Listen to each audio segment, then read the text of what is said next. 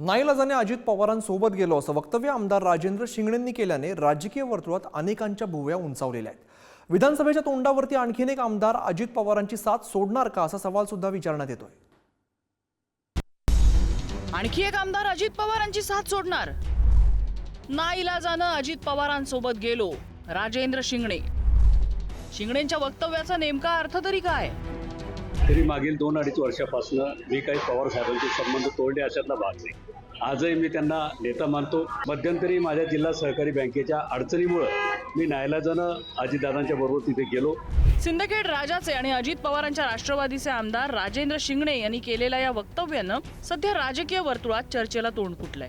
शरद पवारांचं नेतृत्व मान्य करतो असं सांगत नाईलाजाने जिल्हा बँकेच्या अडचणींमुळे अजित पवारांसोबत गेल्याचं शिंगणे म्हणाले। 30 वर्ष शरद पवारांच्या नेतृत्वात काम केलं हे सांगतानाच अजित पवारांसोबत असलो तरी शरद पवार यांच्याशी संबंध तोडलेले नाहीत असंही शिंगणे म्हणतात।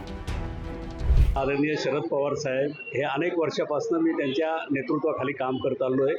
जवळपास आता 30 वर्ष झाले मी त्यांच्या नेतृत्वाखाली काम करतो आणि माझ्या जडणघडणीमध्ये, राजकीय जडणघडणीमध्ये मी मान्यच करतो की आदरणीय पवार साहेबांचा त्याच्यामध्ये फार मोठा वाटा आहे आणि हा आयुष्यभर त्या बाबतीमध्ये मी निश्चितपणे ऋणीच राहणार आहे। परंतु मध्यंतरी माझ्या जिल्हा सहकारी बँकेच्या अडचणीमुळे मी नाईलाजाने अजितदादांच्या बरोबर तिथे गेलो। आज जिल्हा सहकारी बँकेला 300 कोटी रुपये राज्य सरकारने त्या ठिकाणी दिलेले आहेत। परंतु निश्चितपणे आदरणीय पवार साहेब हे नेहमीच माझ्याकरता आदरणीय राहतात। विधानसभा निवडणुकीच्या तोंडावर राजेंद्र शिंगणेंनी केलेल्या या वक्तव्यानंतर आता शिंगणेही शरद पवारांच्या राष्ट्रवादीत जाणार का याची चर्चा सुरू झाली आहे। राजेंद्र शिंगणे हे संवेदनशील नेते असल्याचं सांगत सुप्रिया सुळेंनी शिंगणे यांच्याशी कौटुंबिक संबंध असल्याचं म्हटलंय। तर भाजपने केलेल्या दबावाच्या राजकारणाची कबुली शिंगणेंनी दिल्याचं खासदार अमोल कोल्हे म्हणतायत। शिंगणे अजित पवारांची साथ सोडणार नाहीत असा दावा अजित पवारांच्या राष्ट्रवादीचे प्रदेशाध्यक्ष सुनील तटकरेंनी केलाय। राजकारणात राजकारण होत राहतं, पण काही वैयक्तिक संबंधही असतात आणि शिंगणे कुटुंबाचे आणि आमचे अनेक दशकाचे प्रेमाचे संबंध राहिलेले आहेत आणि राजेंद्र शिंगणेंनी जे काही स्टेटमेंट केलंय ते आमचे कौटुंबिक संबंध आणि त्यांच्या बँकेची जी काही अडचण होती ती मला अनेक वर्ष स्वतः प्रचंड अस्वस्थ होते, कारण शेवटी ते एक खूप संवेदनशील नेता आहे। मला वाटतं शिंगणे साहेबांनी हे जे स्टेटमेंट केलेलं आहे हे स्टेटमेंट ही अप्रत्यक्षपणे जो काही दबाव टाकण्यात आला याची कबुली आहे आणि यामध्ये भारतीय जनता पक्षाचा हा पर्दाफाश झालेला आहे की या पद्धतीनं सरकार बनवण्याच्यासाठी या स्वार्थासाठी जी काही ही तोडफोड करण्यात आली ही दबावाच्या राजकारणाखाली करण्यात आली याची कबुली आहे। बिलकुल ते शरद पवार म्हणजे ते कुठल्याही दुसऱ्या गटामध्ये जाणार नाहीत। कुठल्या तरी कार्यक्रमाच्या निमित्ताने त्याला विचार गुणगान गायले असे आम्ही पण पवार साहेबांचं गुणगान गाणतो। कुठं आहे त्याच्यामध्ये काय?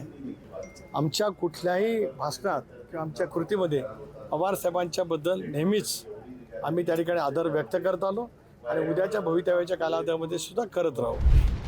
राजेंद्र शिंगणे यांनी सिंदखेड राजातून 4 वेळा आमदारकी मिळवली आहे, तसंच 10 वर्ष त्यांना मंत्रिपदाचा अनुभवही आहे।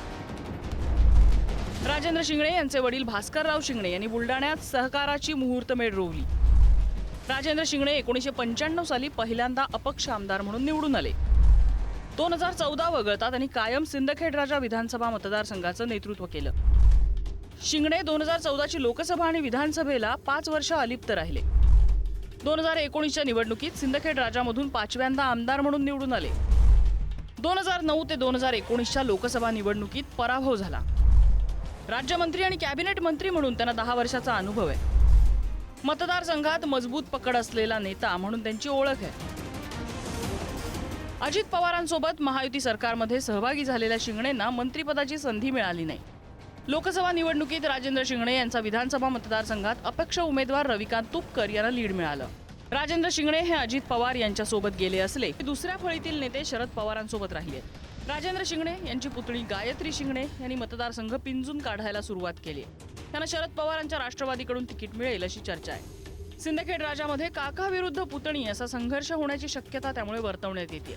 असं असतानाच राजेंद्र शिंगणेंनी केलेल्या या वक्तव्यानं पुढे काय होणार याची उत्सुकता आता वाढीला लागली। ब्युरो रिपोर्ट, पुढारी न्यूज।